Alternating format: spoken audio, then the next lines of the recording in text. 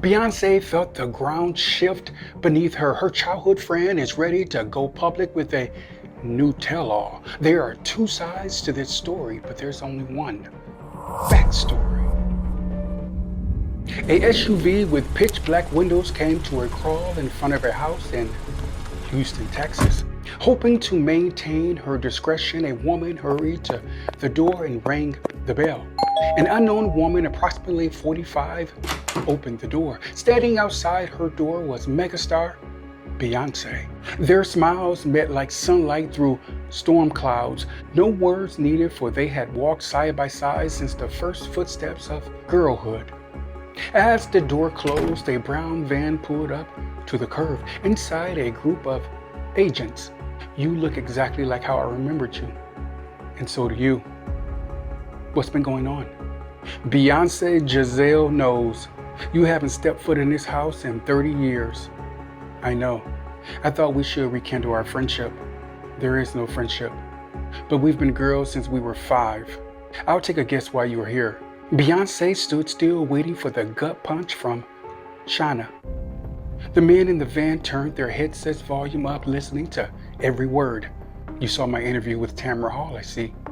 And you want to be sure your name catches no strays in my tell-all book. I'll be lying if I wasn't concerned. I waited for years thinking you'll come back for me. It's not every day you get kicked out of the most famous girl group of all time, but not even a phone call. It wasn't all up to me. I was one vote, Shayna. Shana's anger, 30 years in the making, finally found its target. Beyoncé, I waited for you. Anything about my father in your book? Why? Should there be? Beyoncé's lips stayed sealed.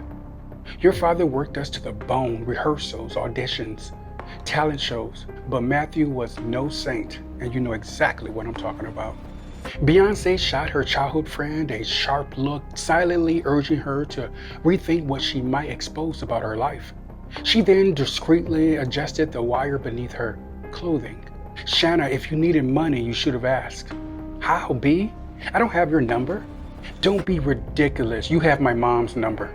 Beyoncé noticed the pain in Shanna's eyes and decided to turn off her wire. Shanna, they're listening. Who's listening? Government agents. Why? I did nothing wrong. Shanna, my housekeeper Lena interrupted a bribery letter you sent to my house. What? What are you talking about? She gave the letter to the FBI. The letter said you wanted $5 million or you'll go public with things about my early years. Shanna ran to the window and stole a peek. Girl, I don't know what you're talking about.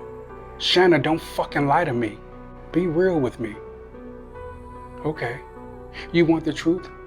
About 3 years ago, the FBI showed up at my doorstep. They asked me every question imaginable about you. I spent 10 hours answering questions. They spared no expense, so I made a few bucks. But I'm not a snitch. I didn't tell them anything that isn't already out there. Wait, why would the FBI lie about that bribery letter? That's the question they need to answer. But I do have a question for you that I've wanted to ask for years. Why did you feel you needed to go solo? You girls were great together.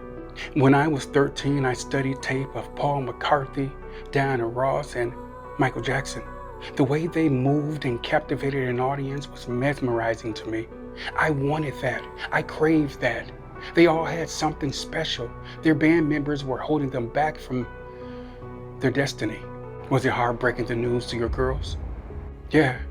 I remember walking into that room and it was the most nervous I had ever been. My knees were shaking, teeth buzzing. I couldn't look Michelle or Kelly in the eye. Michelle knew though, but Kelly took it harder. She didn't speak to me for months. Well, at least they were given an opportunity, I suppose. What clinched the deal was the dream. It's 4 a.m. and Bobby Brown of all people stands at the doorway.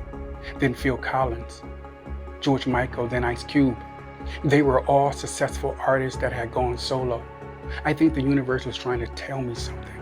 With a newfound ease, Beyoncé yanked off the wire and let it fall to the floor. A profound sense of peace guided Beyoncé to the door.